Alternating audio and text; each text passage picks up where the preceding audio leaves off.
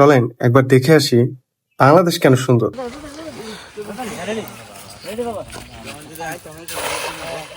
বৃষ্টি কিছুক্ষণ আগে পড়েছে, অনেকক্ষণ বৃষ্টি পড়েছে, ধরা যায় 17 থেকে 12 ঘন্টার মতো। এই বৃষ্টির পর মানে টানা বৃষ্টি হয়েছে পুরো রাত থেকে দিন পর্যন্ত। এখন মোটামুটি 12টা বা 1টা বাজে। এই সময় মাছ ধরতে সবাই ব্যস্ত। মধ্যে মাছ কার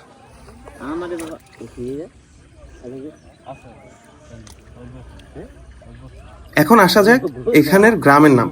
এই গ্রামের নাম বোয়ালিয়া টেক, তরগাঁও ইউনিয়ন, কাপাসিয়া থানা, গাজীপুরে এটি অবস্থিত।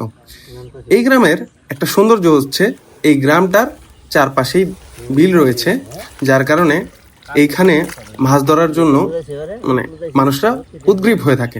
কারণ সব জায়গায় কিন্তু বিল থাকলেও মাছ ধরে না।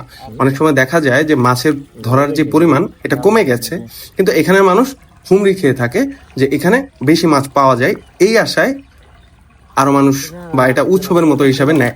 তবে এই কালচারটা এখানে অনেক আগে থেকেই বিদ্যমান, সবসময় এখানে মাছ ধরা হয়।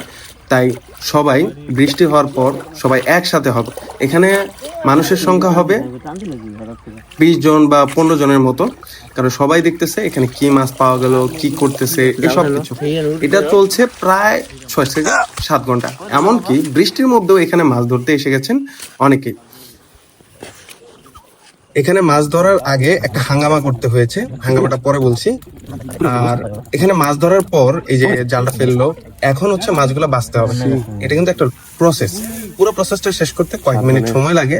মানে একবার জাল ফেললাম সাথে সাথে মাছ পেয়ে গেলাম, ব্যাপারটা এরকম না।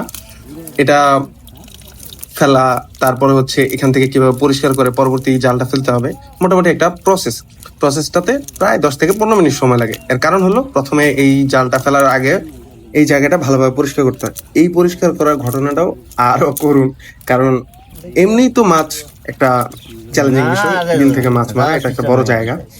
আর এখানে জায়গাটা পরিষ্কার করতে হয়, কারণ জালটা স্বাভাবিকভাবে এভাবে ফেলা যায় না। এই যে গোল অংশটা ছিল আগে যেটা দেখলাম আমরা, এটাকে আগে হচ্ছে পরিষ্কার করে নিতে হয়। আদারওয়াইজ এটা পসিবল না যে আপনি এখানে আসলেন, মাছ ধরলেন, চলে গেলেন বাড়িতে। এটা কখনোই সম্ভব না।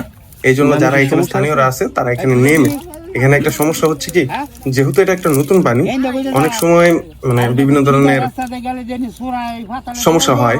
যে অনেকের হচ্ছে পানিটা গায়ে লাগলে অনেক সময় জ্বর আসে, ঠান্ডা আসে, সর্দি লাগা, নানা সমস্যা। এগুলো সমস্যা না যদি মাছ পাওয়া যায়। এদের ব্যাপারটা হলো আমরা এখানে মাছ ধরবো, একসাথে মজা করব, বাড়িতে চলে যাব। এখানে মাছ কতটুকু পেলাম না পেলাম এর থেকেও বড় যে মজাটা। আজ এই পর্যন্তই, দেখা হবে অন্য কোনো পর্বে।